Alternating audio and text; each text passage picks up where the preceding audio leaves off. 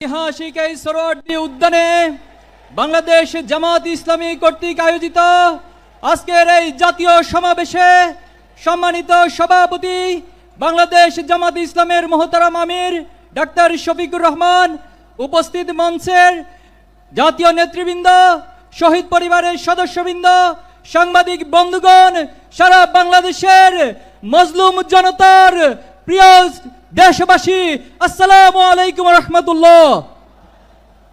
সংগ্রামী উপস্থিতি, জুলাই যেমন ছিল আমাদের জন্য কষ্টের, জুলাই মাস ছিল নির্মমতা নিষ্ঠুরতা, তেমনি জুলাই ছিল প্রতিবাদ, প্রতিরোধ এবং বিজয়ের মাস।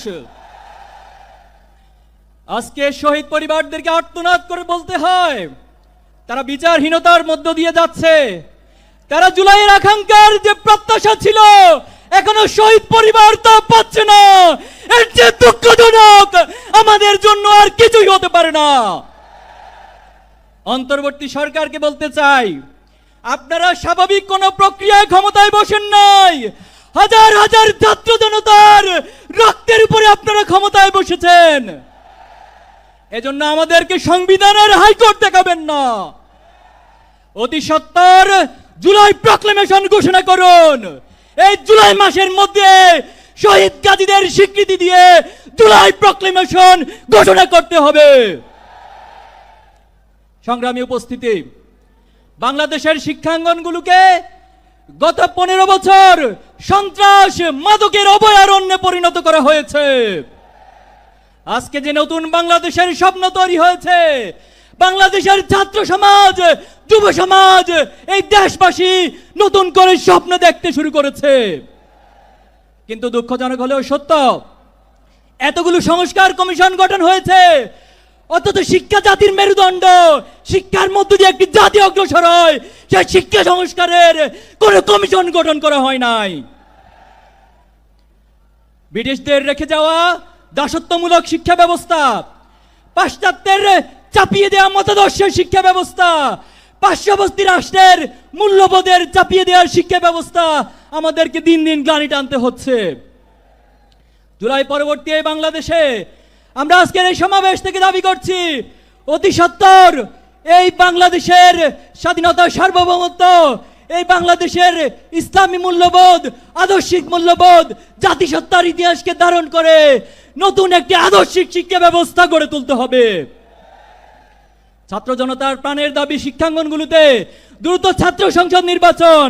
কিন্তু আমরা দেখতে পাচ্ছি এই ছাত্র সংসদ নির্বাচন নিয়ে বিভিন্ন মহল টালবাহানা করছে, কোরের রাজনীতি ফিরিয়ে আনার চেষ্টা করছে।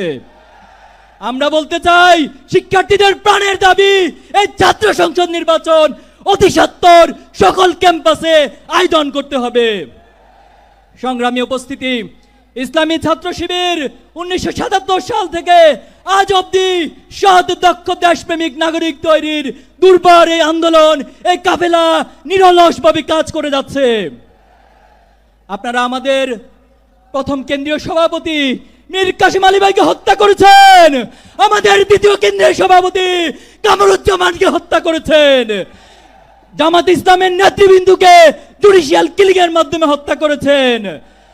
কোরআনের পাখি, বাংলাদেশের মানুষের নয়নের মনে আল্লামা সাঈদীকে মেডিকেল কিলিং এর মাধ্যমে হত্যা করেছেন।